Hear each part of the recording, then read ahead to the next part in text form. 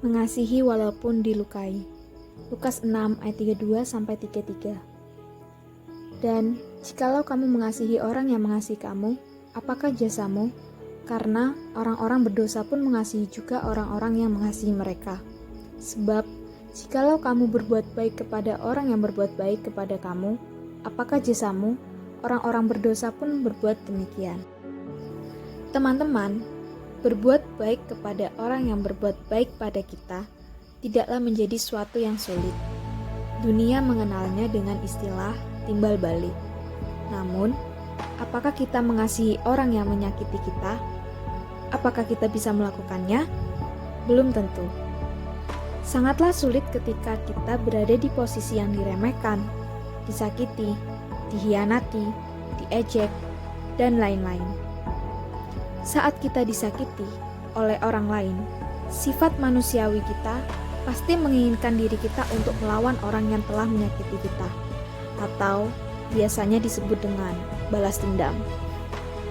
Teman-teman yang dikasihi Tuhan, memang kita sebagai anak Tuhan memanglah tidak sempurna, akan tetapi Tuhan Yesus mengajarkan kita untuk membalas kejahatan dengan kebaikan. Memang terlihat sangat sulit bagi kita ketika kita sudah disakiti oleh orang, atau mungkin orang tersebut melakukan tindakan yang tidak sewajarnya kepada kita, dan kita harus mengampuni dan mengasihi mereka. Tetapi, kita harus memaksakan hati kita yang sakit ini untuk mengampuni orang-orang yang telah berbuat jahat kepada kita. Karena kita tahu, di saat kita disakiti oleh orang, hanya Tuhanlah yang berhak menghakimi dan melakukan pembalasan atas apa yang orang lain perbuat pada kita. Kita hanya perlu berdoa kepada Tuhan dan menyerahkan hati kita yang sakit ini kepada Tuhan. Mengadu kepada Tuhan, bukan kepada manusia.